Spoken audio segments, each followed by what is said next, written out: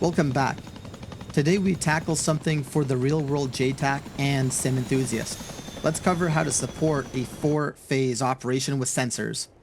Those phases being the insertion of troops, covering their infiltration to the high-value target, actions on the objective, and the extraction off the X.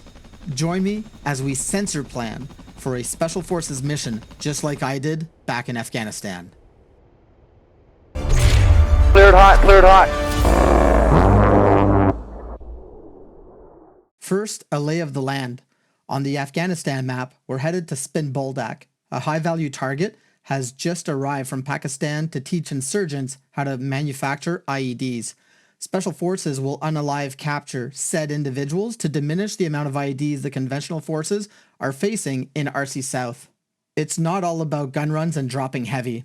We need to think about how the troops get there, how to best support them with sensors, TV, infrared, electronic warfare, and the electromagnetic spectrum. How it all leads to targeting and keeping troops on the ground safe when they can't see ahead or around them.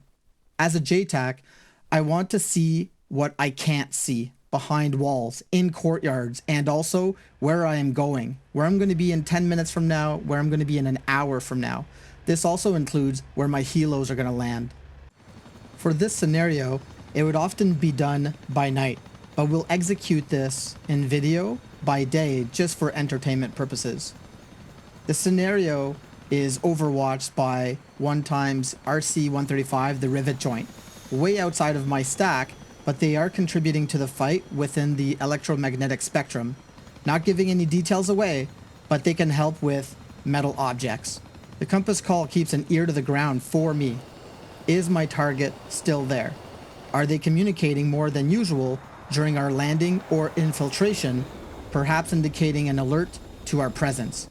An MQ-9 Reaper stays directly above the target. They monitor the target constantly and report any unusual behavior.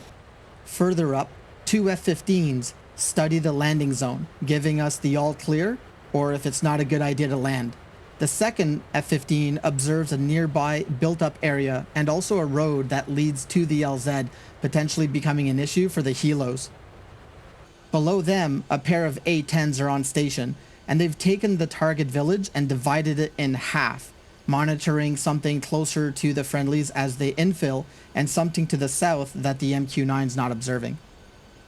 With the helos wheels down, this is one of the most vulnerable moments to the ground force due to the brownouts being caused by the rotors and being incapable of hearing where threats are coming from. The F-15 lead scans the nearest threat to friendlies, while Dash observes a vehicle approaching a decision point intersection. With the car continuing north, there is no threat.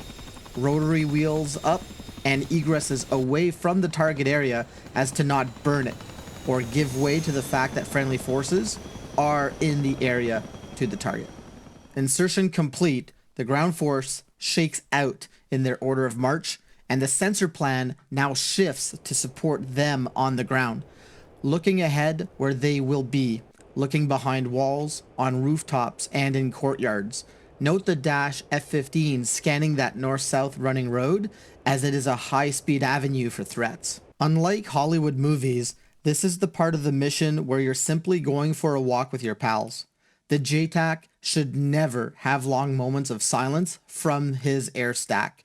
UAV should be giving updates to the pattern of life development over the target, as well as the A-10s to see if anyone else is coming to the party. Compass call informs you that a lot of chatter is coming from your area since you landed. Dogs are barking, alerting households, and an A-10 has informed you 2 pickup trucks with dishkas in the back that are being mounted at the target location.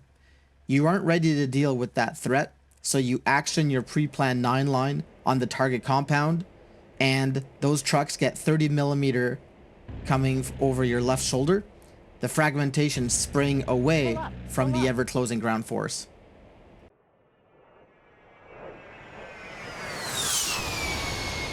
For a moment, things seem to calm down. The A-10 takes advantage of its sensors and the helmet-mounted queuing system to have increased situational awareness of friendlies as infiltration continues. As they get ever closer to the target, a security detail is spotted, most likely protection for the high-value target. A south to north gun pass is given to minimize the amount of shooters the ground force has to deal with when they get to the X.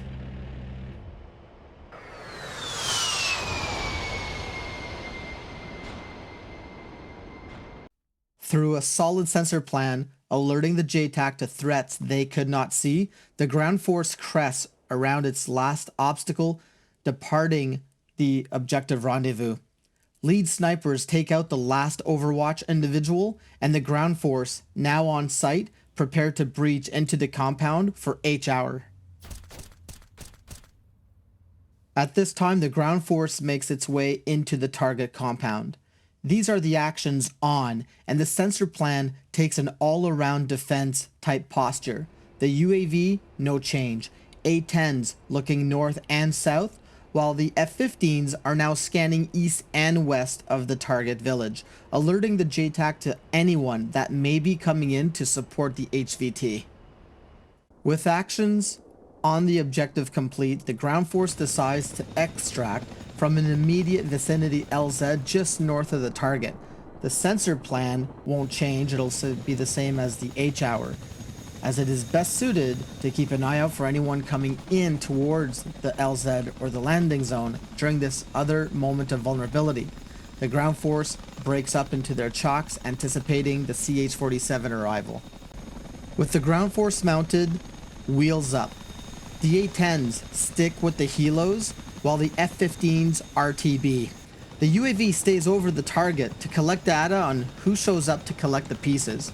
If you enjoyed this content, please like and subscribe. Join our Discord to continue the Jtac and close air support conversation. Thanks.